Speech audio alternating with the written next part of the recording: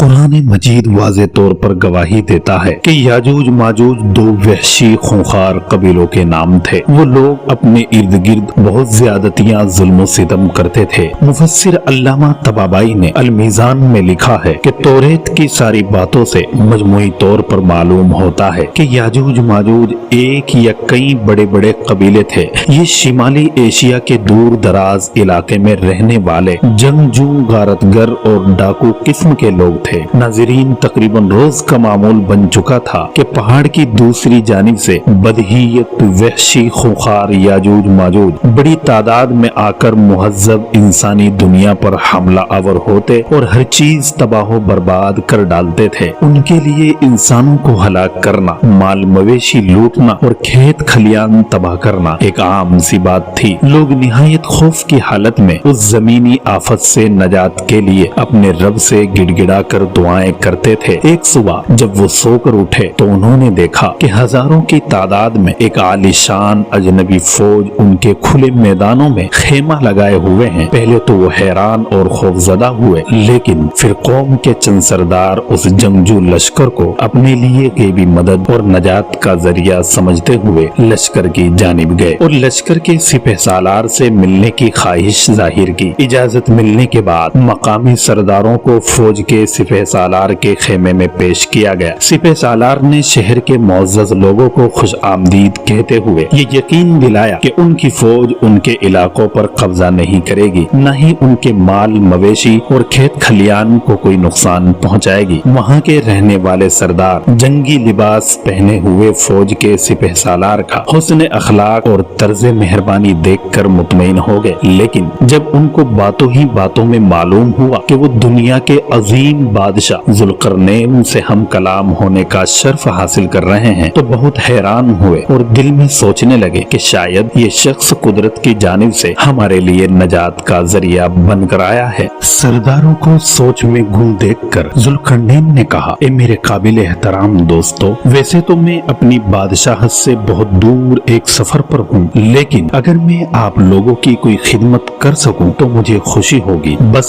یہی وہ لمحہ تھا کہ جب ان کی دلی خواہش ان کے لبوں پر آ گئی۔ ان سب نے ایک دوسرے کی جانب دیکھا، پھر ایک شخص بولا، اے مہربان بادشاہ، اس پہاڑ کے دوسری جانب یاجوج ماجوج نام کی قوم رہتی ہے جو زمین پر بہت فساد مچانے والے لوگ ہیں۔ اگر ہم آپ کو کچھ خراج ادا کر دیں تو کیا اس کے بدلے آپ ہمارے اور ان کے درمیان ایک دیوار تعمیر کرا دیں گے؟ بادشاہ نے کہا، میرے قابل احترام دوستو، رب نے مجھے جو کچھ دے رکھا ہے وہ بہت ہی بہتر ہے، البتہ اگر تم لوگ میری مدد قوت و طاقت سے کرو تو میں تمہارے اور ان کے درمیان ایک مضبوط دیوار تعمیر کرا دوں گا۔ ناظرین، اس کے بعد ذوالقرنین نے دونوں پہاڑوں کے سروں کے درمیان جو خالی جگہ تھی اسے لوہے کی بڑی موٹی چادروں کے ساتھ پر کر دیا۔ پھر چادروں کو خوب گرم کر کے ان پر پگھلا ہوا لوہا، تانبا اور شیشہ ڈال کر اسے مضبوطی سے بند کر دیا، جسے پار کر کے یاجوج ماجوج کا دوسری طرف انسانی آبادیوں میں آنا جانا ناممکن ہو گیا۔ یہ دیوار 50 میل لمبی، 29 فٹ اونچی اور 10 فٹ چوڑی ہے۔ آج سے سینکڑوں سال پہلے لوہے اور تانبے کی اتنی بڑی دیوار تعمیر کرنا یقیناً ایک بہت بڑا کارنامہ تھا۔ ناظرین، حضرت مولانا انور شاہ کشمیری اپنی کتاب عقیدۃ الاسلام میں تحریر فرماتے ہیں کہ مختلف زمانوں میں فساد مچانے والے اور وحشی انسانوں کے تخت و تاراج سے حفاظت کے لیے زمین پر بہت سی جگہوں پر سدیں یعنی دیواریں تعمیر کی گئی ہیں۔ انہی یاجوج ماجوج کے شر و فساد سے بچنے کے لیے مختلف زمانوں میں مختلف مقامات پر متعدد دیواریں تعمیر کی گئی ہیں۔ علامہ ابن کثیر نے البدایہ والنہایہ میں لکھا ہے کہ واثق باللہ خلیفہ عباسی نے سد ذوالقرنین کی تحقیق کی غرض سے ایک جماعت کو روانہ کیا، جس نے اپنی تحقیق کے بعد بتایا کہ یہ دیوار لوہے سے تعمیر کی گئی ہے، اس میں بڑے بڑے دروازے بھی ہیں، ان پر تالے لگے ہوئے ہیں اور یہ شمال مشرق میں واقع ہے۔ اہل یورپ ان شمالی دیواروں میں سے کسی کا موجود ہونا یا یاجوج ماجوج کا راستہ بند ہونا تسلیم ہی نہیں کرتے۔ اسی بنیاد پر بعض مسلمان مورخین نے بھی یہ لکھنا شروع کر دیا ہے کہ قرآن و حدیث میں یاجوج ماجوج کے خروج کا جو ذکر ہے وہ ہو چکا ہے۔ بعض نے 6 صدی ہجری میں قوم تاتار کی طوفانی یلغار کو یاجوج ماجوج قرار دے دیا दिया है और बाद ने दुनिया पर गालिब आ जाने वाली कौमों जैसे रूस, चीन, यूरोप और अमेरिका को याजूज माजूज कहकर इस बाब को बंद कर दिया है। अल्लामा शहाबुद्दीन महमूद आलूसी ने अपनी तफसीर रूहुल महानी में तातारियों याजूज माजूज करार देने वालों की सख्ती से तरदीद करते हुए फरमाया है कि ऐसा ख्याल करना खुली गुमराही और नुसूस हदीस की मुखालफत है। अलबत्ता ये फितना याजूज माजूज के फितने से मुशाबह जरूर है। कुरान मजीद और अहादीस में याजूज माजूज के खुरूज को क़ुर्ब क़यामत की एक बड़ी अलामत करार दिया गया है और उनके खुरूज का वक्त हजरत ईसा अलैहिस्सलाम के नुज़ूल के बाद बताया गया है। नाज़रीन, हजरत अल्लामा अनवर शाह कश्मीरी मजीद फरमाते हैं कि अहले यूरोप की इस दलील में कोई वजन नहीं है कि हमने सारी दुनिया छान मारी है, हमें इस दीवार का सुराख नहीं मिला। लेकिन अव्वल तो ये खुद उन लोगों ही की तसरीहात में मौजूद है जिनमें वो कहते हैं कि सयाहत और तहकीक की इंतहाई महराज पर पहुँचने के बावजूद आज भी बहुत से ऐसे जंगल, दरिया,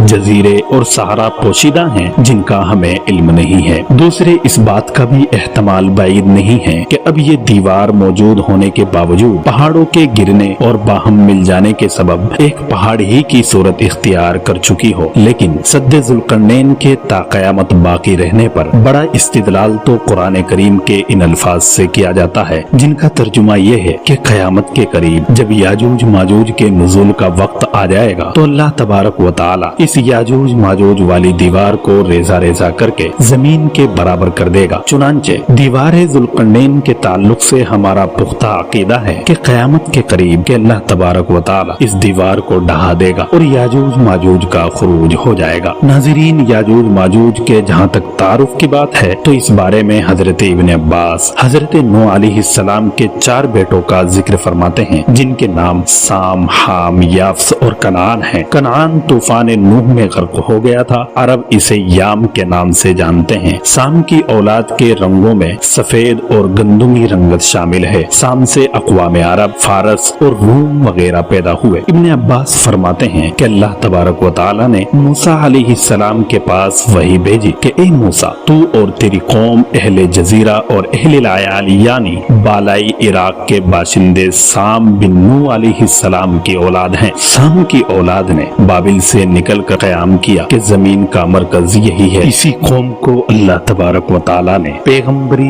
नबूवत, किताब शरीयत, हुस्न जमाल, गंदुम गुनी और गोरा रंग अता फरमाया था। नाज़रीन, मोहम्मद बिन अस्साइब फरमाते हैं कि हिंदी कौम के एक बेटे का नाम मकरान था। हजरत समूरा रज़ियल्लाहु तआला अन्हु से रिवायत है कि नबी पाक सल्लल्लाहु अलैहि वसल्लम ने फरमाया कि नूह अलैहिस्सलाम के बेटों में अरबों के अबुल आबास साम है, इन सब में खैर और कामयाबी है। हजरत सईद बिन अल मुसय्यब फरमाते हैं कि हाम से कौम सूडान, बर्बर और किब्त पैदा हुए। ये तीनों कौमें मिस्र की हैं। हाम की औलाद की रंगत सियाही, ऊपर कुछ सफेदी माइल है जो हबशी नस्ल है। याफ्स बिन नूह अलैहिस्सलाम से तुर्क और याजूज माजूज की कौमें पैदा हुई हैं। इनका रंग सुर्खी माइल सिया है। अल्लामा शहाबुद्दीन महमूद आलूसी बगदादी अपनी तसनीफ रूहुल मानी में लिखते हैं कि जुमहूर उलमाए तफसीर और हदीस का कौल है कि याजूज माजूज बनी नौए इंसानी की 2 कौमों या 2 कबीलों के नाम हैं जो याफ्स बिन नूह अलैहिस्सलाम की नस्ल से और तुर्कों के जद्द आला हैं। ये नस्ल इंसानी के वहशी कबाइल हैं जो शिमाल मशरकी एशिया में जिंदगी बसर करते और मगरिबी इलाकों में आकर तबाही मचाते थे। इनके मुताल्लिक इसराइली रिवायात और तारीखी किस्से कहानियों में बहुत सी बेसरोपा और अजीब व गरीब बातें मशहूर हैं जिन्हें बाद मुफस्सिरीन ने भी तारीखी हैसियत से नकल कर दिया है। जबकि कुरान करीम और हदीस मुबारका में इस किस्से के ताल्लुक से उम्मत को जो आगाही फराहम की गई है वही हमारे लिए मुस्तनद और मुसल्लमा है। इसके अलावा कुतुब में जो तारीखी वाक़यात और जोग्राफियाई और माहौलियाती हालात की तफसील बयान की गई है वो बहुत ज्यादा तजाद और इख्तिलाफ से भरी हुई है जिनके सही या गलत होने से मुताल्लिक कुछ नहीं कहा जा सकता। नाज़रीन, अल्लाह के हुक्म से ये दीवार टूट जाएगी। हजरत अबू हुरैरा से मरवी है कि नबी पाक सल्लल्लाहु अलैहि वसल्लम ने इरशाद फरमाया कि याजूज माजूज दीवार ज़ुल्करनैन को हर रोज खोदते हैं। जब वो दीवार में शगाफ डालने के करीब पहुंच जाते हैं तो उनका निगरा उनसे कहता है अब वापस चलो, कल हम इसमें सौराख सुराख कर देंगे। इधर अल्लाह तबारक व ताला उसे पहले से ज्यादा मजबूत और ठोस बना देता है। अगले रोज ये फिर खोदने के काम में मसरूफ हो जाते हैं। चुनांचे ये रोज खोदते हैं और अल्लाह तबारक व ताला उसे दुरुस्त फरमा देता है। ये सिलसिला यूं ही चलता रहेगा यहाँ तक के उनके खुरूज का वक्त आ जाएगा और अल्लाह तबारक व ताला उनके खोलने का हुक्म फरमा देगा। उस रोज जब ये दीवार के शगाफ को आखिरी हद तक खोद डालेंगे तो उस दिन उनका निगरा कहेगा कि इंशाअल्लाह ताला हम कल इसे पार कर लेंगे। हज़रत सल्लल्लाहु अलैहि वसल्लम ने फरमाया कि जब वो अगले दिन लौट कर आएंगे तो उसे उसी हालत में पाएंगे जिस हालत में छोड़ कर गए थे। फिर वो उसे तोड़ डालेंगे और बाहर निकल कर लोगों पर टूट पड़ेंगे। सारा पानी पी जाएंगे। लोग उनसे बचने के लिए भागेंगे। फिर वो अपने तीर आसमान की तरफ फेंकेंगे। तीर खून में डूबे हुए वापस आएंगे। वो कहेंगे कि हम जमीन वालों पर गालिब आ गए और आसमान वालों से भी हम कुव्वत व बुलंदी में बढ़ गए हैं। फिर अल्लाह तबारक व ताला उनकी गर्दनों में एक कीड़ा पैदा करेगा जिससे वो हलाक हो जाएंगे।